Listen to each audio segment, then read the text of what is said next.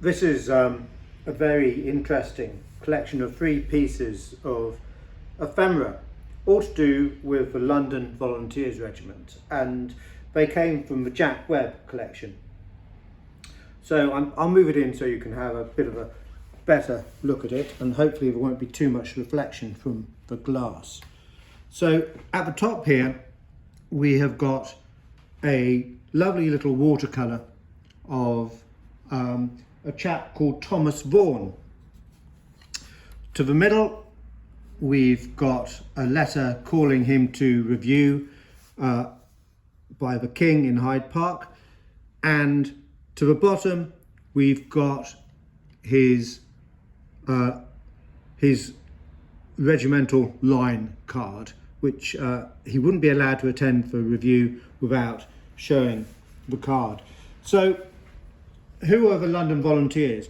Well, of course, during the Napoleonic Wars, there was a very real fear in Britain that Napoleon, old Boney, would invade, and certainly he made plans to try and do so. Of course, Trafalgar helped to scupper a lot of that, but there was a very real fear. And so these are all dated 1803, or the letter rather is dated 1803, and of course that was 2 years before Trafalgar. So a lot of volunteer regiments, militia regiments, sprung up in the country, and certainly in London as well. So ordinary people would join the militia, the volunteers, and be ready just in case the French did manage to cross the Channel, and they had to protect and fight to save the country. Who's Thomas Vaughan? Well, we're never going to be 100% sure. We have found 2 Thomas Vaughans whose dates fit in, really. The first was quite a well-known vocalist who was born in Norwich in 1782, and he was admitted as a member of the Chapel Royal in May 1803, so that ties in quite nicely, and became vice choral of St Paul's and lay vicar of Westminster Abbey, where he's now buried. And the address on the letter, is it on the back? No, we can't quite see it to the back, but the address on it gives Vaughan's address as St Michael's Alley, Cornhill, and that's only about a 6 or 7 minute walk from St Paul's, so that ties in nicely as well. Not conclusive, but all pointing in the right direction.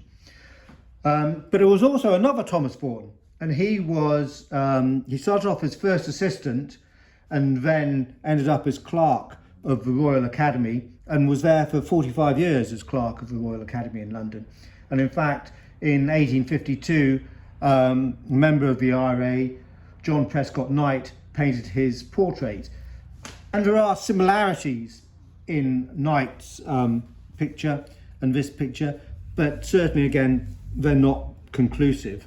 So onto the letter. Well, I'll just read that out to you, and it's from James Bate, who was Captain Adjutant to the 1st Regiment of the London Volunteers, and he says, "Sir, His Majesty, having signalled his pleasure to review the London Volunteers on Wednesday next in Hyde Park, you are particularly requested to attend a general muster of the 1st Regiment of Loyal London Volunteers on Wednesday morning next at 6:30 precisely at the Royal Exchange, completely armed and accoutred, with your hair dressed and powdered, with tails 14 inches long.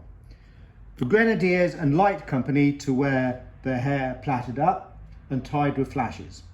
No person will be admitted into the line unless dressed in the proper uniform. Any gentleman in want of helmets may procure them by applying to Mr. Chapman of Cornhill. Those members who have not passed the line will be admitted provided they have wooden drivers in their muskets. And those gentlemen who have not their certificates with them will be considered as not having passed the line. I remain, Sir, your most obedient servant, James Bates, Jr., Captain and Adjutant to 1st Regiment, LLV. Dated October 24th, 1803. So Vaughan's line of card is this here. So he would have had to take that with him to show to be allowed to muster for the review. So 3 very interesting pieces of ephemera that are really quite nice and early in date. I mean, right at the start of 1800, Napoleonic Wars going on, a great fear about what Napoleon might do next. And this chap, Thomas Vaughan, stepped up to the mark like thousands of others to do their bit for king and country. So there you go, dated 1803.